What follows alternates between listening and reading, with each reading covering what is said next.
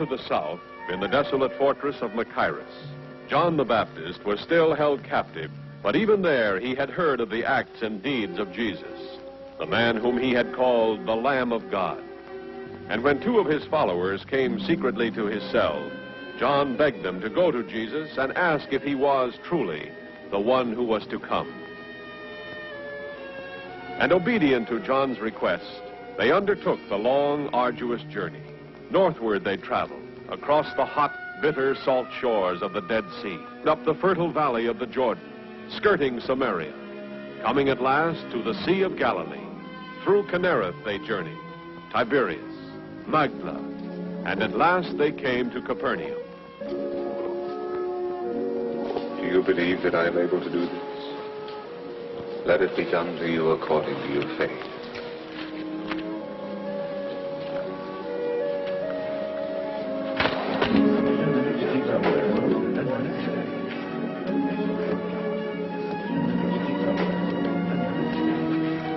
Rabbi, we come from the man, John the Baptist. He's imprisoned at Machaerus. But he has no fear. His spirit is as strong as ever. He sent us to ask a question of you. Ask what you will. He said, seek out the Nazarene, and when you have found him, ask him this: are you he who was to come, or shall we look for another? Go and tell John what you have seen and heard. The blind receive their sight, the lame walk, lepers are cleansed, and the deaf hear. The dead are raised up, and the poor have good news preached to them. And blessed is he who takes no offense at me. We will tell him, Master. Word for word, as you have told us.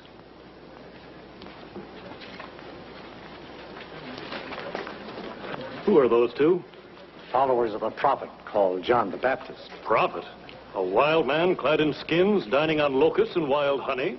I've heard it said that he was sincere, devout. Ranting, raving madman. Enough. What did you go into the wilderness to behold? A reed shaken by the wind? A man clothed in soft raiment? Behold, those who are gorgeously apparelled and live in luxury are in king's courts. What then did you go out to see? A prophet? Yes, I tell you, and more than a prophet. This is he of whom it is written, behold, I send my messenger before thy face, who shall prepare the way before thee. Truly I say to you, among those born of women, there has risen no one greater than John the Baptist. But to what shall I compare the men of this generation? What are they like? They are like children sitting in the marketplace and calling to one another, we piped to you and you did not dance. We wailed and you did not weep.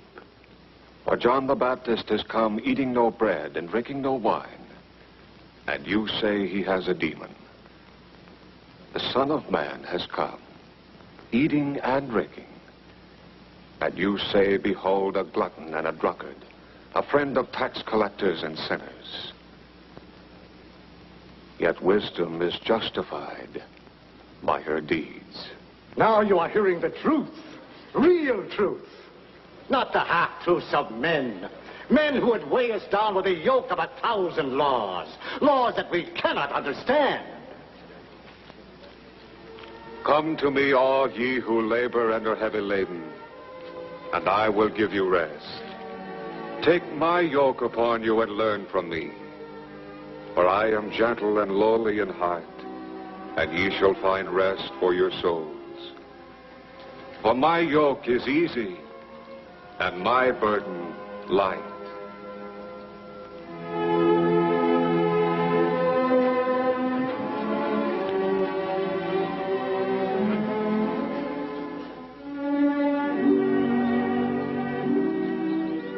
While the Master continued with his mission, his disciples, by two and two, were imparting his teachings to the people of Israel, Thaddeus and James the Less. Bartholomew and Thomas, bringing word of a new concept of God's kingdom, of a kingdom in which the living Spirit of God ruled by love. They spoke to men of every class and station, to the rich as well as to the poor, to the proud and to the humble, asking not the value of a man's purse, but the worth of his spirit.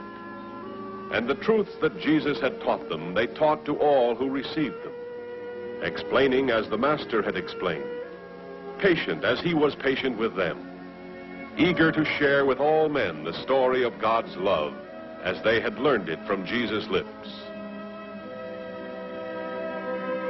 They were plain men, able to speak simply to plain people, the first missionaries of Jesus.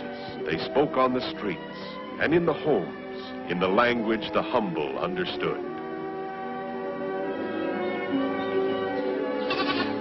And as the Master had commanded them, they ministered to the sick, the lame, the afflicted.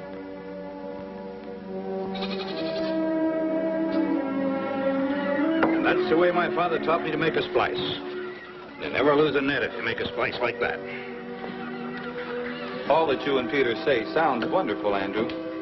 Too wonderful, I'm afraid. If earning a place in God's favor is as simple as you say it is, why do the scribes and Pharisees trouble themselves with 1,000 rules? God's rules are simple. It's man's misunderstanding that's made them complex.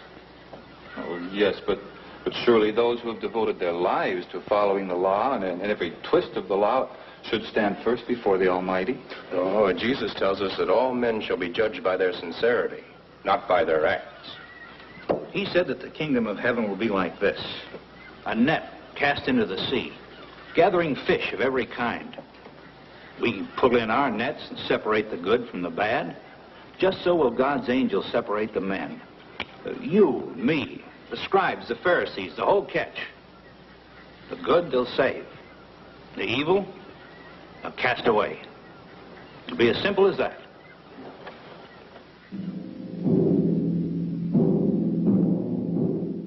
Far to the south, John the Baptist's messengers returned to the grim fortress of Machaerus on the desolate eastern shore of the Dead Sea.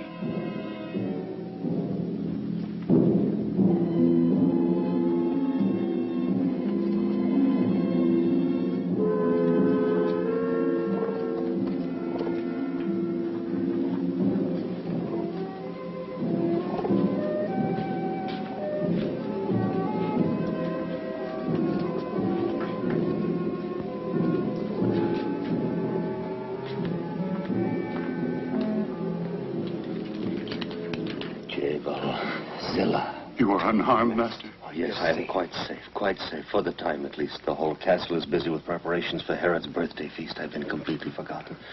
But now tell me, the Nazarene, did you find him?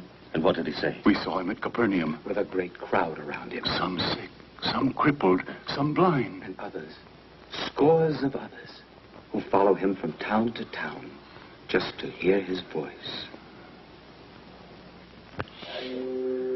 For the first wine, the Damascene. The light Damascene, spiced, of course. Then, I think, the red Bithynian. Then, with the roasted meats, that purple Cyprian. The Romans always love it. No, you fool. Put the incense up there, close to Claudia's chair. He adores the scent. This Villa Capua reeks of it. Well, what do you think? Have I neglected anything? Nothing trivial. Well, I should hope not. Every detail is important tonight. Not only will all my chiefs be here, but the senator from Rome as well. So you have said repeatedly. He is close to Tiberius, very close. If he speaks well of me when he returns to the capital... And do you think one banquet is going to keep him from telling him the truth? That your subjects jeer you, revile your name, threaten open revolt, and all because of one man? Oh, that again. Yes, again. And again and again until you destroy him. You. Put the taper over there. That corner's blacker than a tomb. Every hour you let him live, the less the people fear you. Spare him another week, even another day. I have no time for it now. My guests are coming. I must see to 100 things. See to your crown, your kingdom. See what you're about to lose because you fear one man. I do not fear him. You fear his God. I must prepare for the senator. A God Unable to release him from his chains, a god powerless to open the dungeon door. Oh, how Tiberius will laugh when the senator tells him that you fear one unarmed follower of such a god. Enough, silence.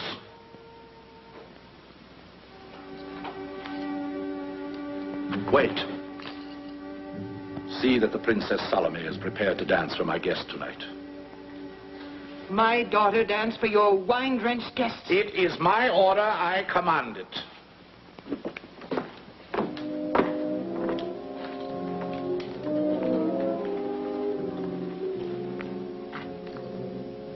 Salome, stay in your quarters tonight. Do not leave them. But the Tetrarch ordered... You are my daughter, not his. Do as I say. It was his thought, not mine.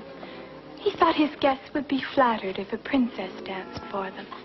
The whole country ready to rise because of one man he's too superstitious to execute, and all he thinks of is to flatter his guests. Do you know why he fawns on the emperor's minions? Because he counts on Roman legions and Roman interest to protect him.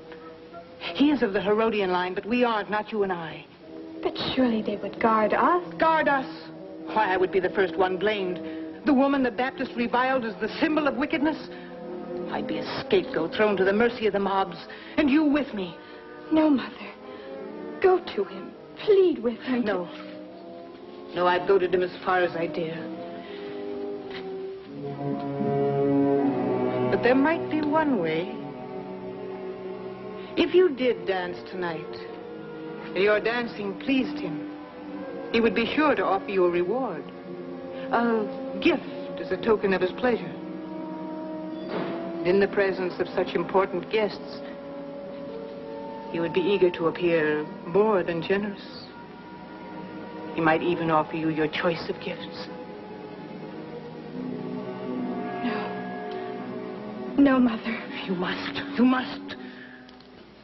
Many who followed you now follow him, but none are certain whence he draws his powers. Do you know, Master? Once before, near the Jordan, I was asked this question. My answer is still the same. No one receives anything except what is given him from heaven. As for the people turning to him, so be it. So be it. He who has the bride is the bridegroom. The friend of the bridegroom rejoices in the bridegroom's voice. And therefore this joy of mine is now full. He must increase. I must decrease. Oh, now it is long past time for you to go.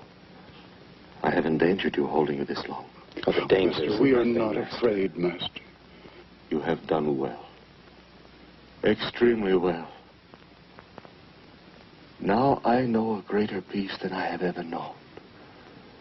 May the grace of the Lord be with you. And with you, Master. You, Master.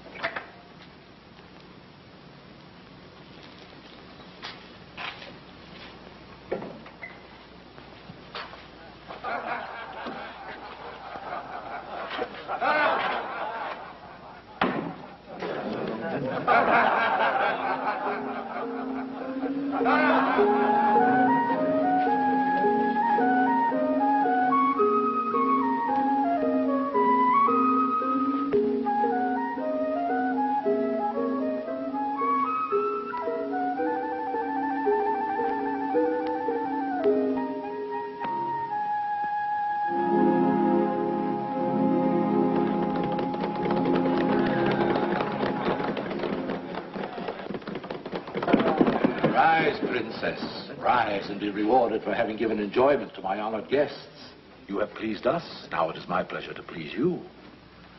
Name your reward, one worthy of a princess of the Herodian house. Your Majesty has been so generous to me already. Come, speak up. Your choice of the jewels in my coffer? A villa of your own beside the new palace?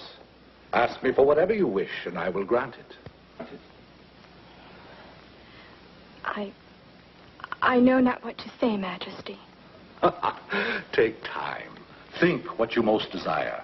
And on my oath as Tetrarch, whatever you ask me for, I will give it to you. Even to half my kingdom.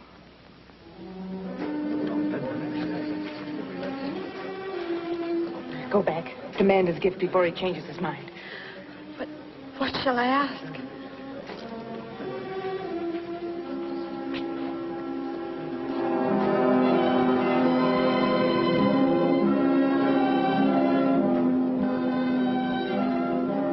Yes, I am very fond of her, as if she were my own child.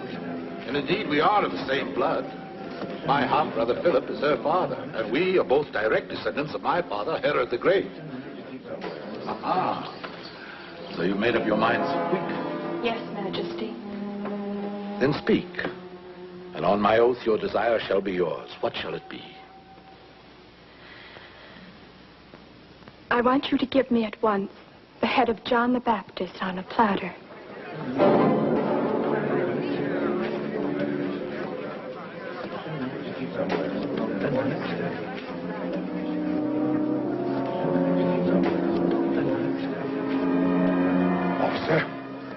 Officer of the guard.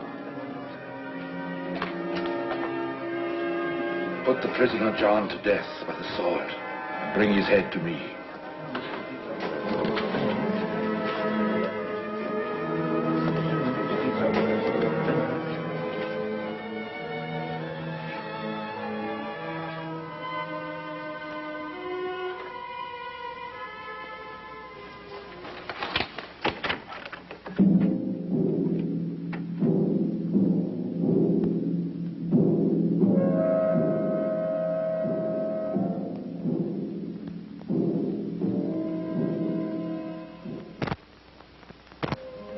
Or what woman, having 10 silver coins, if she loses 1 coin, does not light a lamp and sweep the house, and seek diligently until she finds it?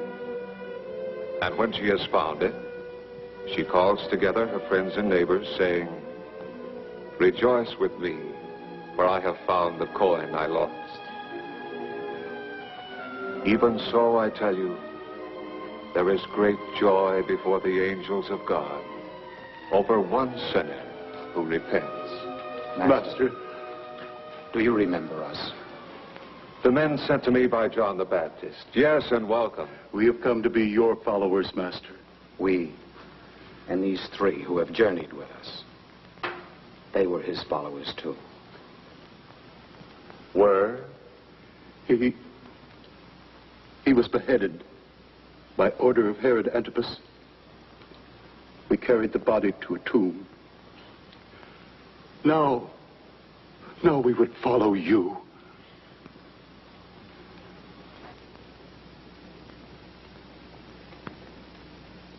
It is as I said. No greater man was ever born of woman.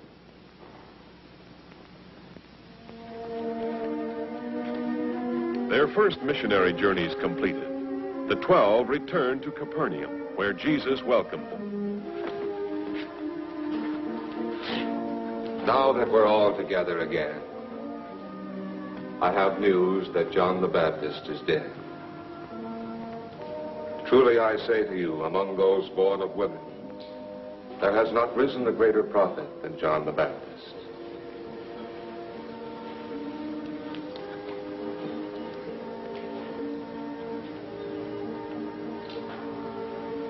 And he said to them, "Come away by yourselves to a lonely place and rest a while." For many were coming and going, and they had no leisure even to eat.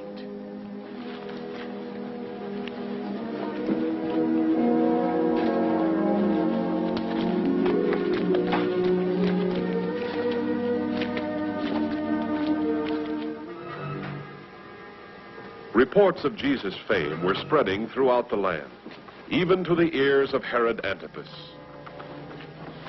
The hour grows late, my lord. Have you an appointment with the dawn? I have no wish to sleep. No? I thought you'd be exhausted. You've slept so little the past weeks. Tossing, turning, muttering in your sleep. I've had bad dreams. Hideous dreams. Was that the messenger from the coast? What gossip had he from Caesarea? None. He came from the Decapolis. He brought reports on a man, Jesus, a rabbi from Nazareth. Things must be dull in Galilee. That's all the news he had to tell. 'Tis said he speaks with the voice of the Lord. Wipes away the plague with the touch of a finger. Has authority over demons that possess the insane. Oh, really, my lord? And he says that all these tales are true. Well, then he's either a fool or a liar. He is no fool, and he would not dare lie to me. The people think the man Jesus is a prophet reborn, Elijah walking the earth again. Or Jonah or Jeremiah. Samaritan folklore. Old wives' tales to frighten children. Perhaps. Perhaps. Yet he said another is coming. He said? Who said? The man whom I had killed. John, they call the Baptist. Another shall come after me, he said, far mightier than I, with power and judgment of the Lord. John claimed he was sent by God. But his God could not save him from the executioner's sword. Surely that proves he was no holy messenger. And that the God whom he called Almighty had no power to... Enough, enough. It may have been God's will that John should die. Why must you interpret everything as the will of John's God? The God of a conquered people, the God whom only the Jews worship. I am a Jew. My father was ruler of all Israel. But you are of the Idumean line, not Israelite. Raised in Greece and Rome, given to worldly knowledge, told of other gods. Why, the Egyptians have a score, the Greeks hundreds, the Romans thousands. If you must plead allegiance to a deity, why not one of them? Bow to another god. A different one? Why not?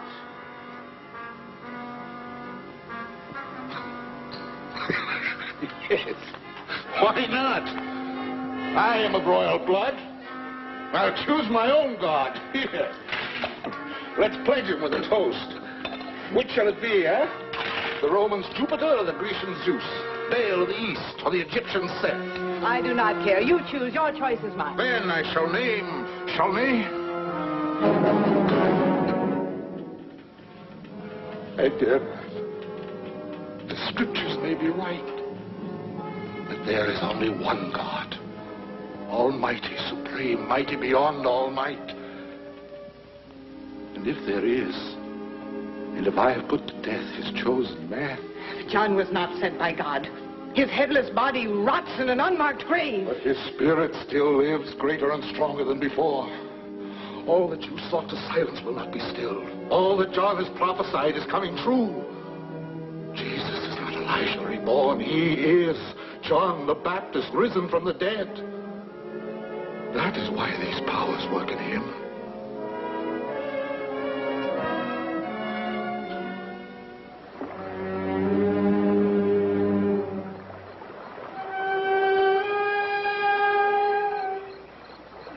During the days that Herod, fearful and haunted, trembled in his fortress, Jesus continued his earthly mission.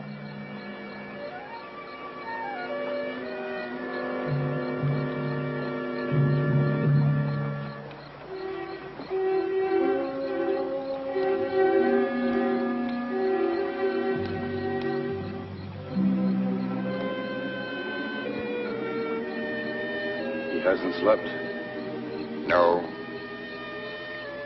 He must have loved the Baptist deeply. Andrew tells me that they were kinsmen. But no man can go on day after day without his rest. Not carrying the load that he bears, and the continual demands of the people, and now his grief for John. And the fact that Herod may strike at him next. I doubt if he fears Herod. He should.